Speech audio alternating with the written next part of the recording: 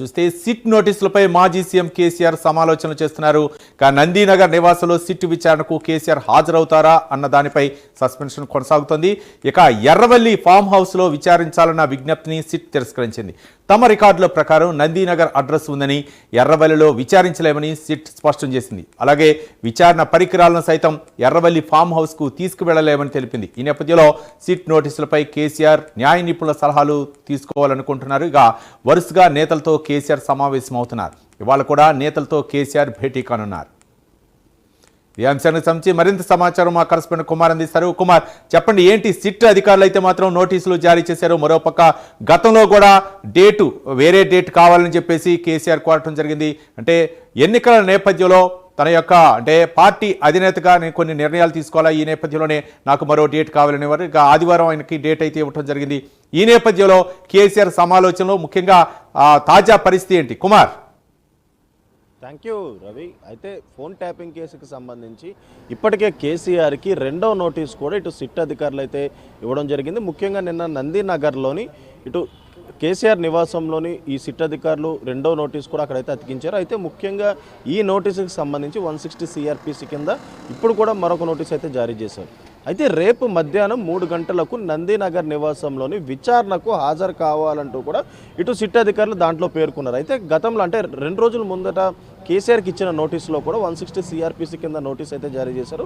అయితే అప్పుడు ఆ నోటీసులోని ముఖ్యంగా ప్లేస్ అనేది కేసీఆర్ సూచించాలంటూ కూడా దాంట్లో పేర్కొన్నారు. అయితే ఇటు ఎర్రవెల్లి ఫామ్ హౌస్లోని విచారణకు హాజరవుతారని, అలాగే దానికి సంబంధించిన డేట్ ఇవ్వాలంటూ కూడా ఒక లేఖ సిట్ అధికారులకు రాసిన నేపథ్యంలోని ఎర్రవెల్లి ఫామ్ హౌస్లోని విచారణకైతే సిట్ అధికారులు నిరాకరించారు.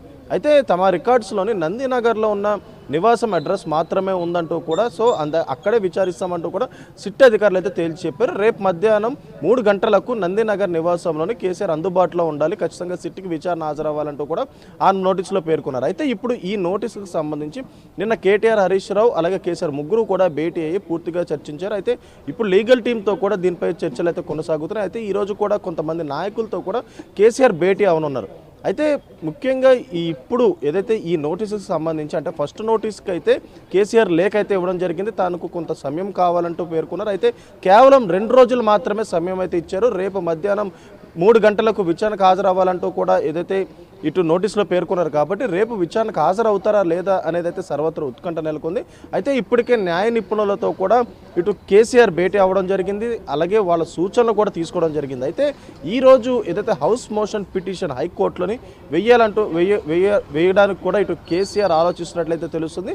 ముఖ్యంగా ఏదైతే ఈ ఒకవేళ హౌస్ మోషన్ పిటిషన్ కనుక దాఖలు చేస్తే దానిపై విచారణ ఎప్పుడు జరుగుతుంది, అయితే హౌస్ మోషన్ పిటిషన్ వేస్తే ఇమీడియట్గా స్టే ఇచ్చే అవకాశం ఉందా అనేది అయితే ప్రస్తుతం మనం వేచి చూడాల్సి ఉంది.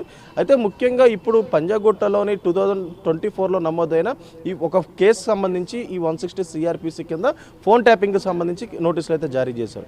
అయితే రాధాకిషన్ రావు ఇచ్చిన స్టేట్మెంట్ ఆధారంగా గతంలో టాస్క్ ఫోర్స్ డీసీపీగా పనిచేసిన రాధాకిషన్ రావు ఎస్ఐబిలో కూడా పనిచేశారు.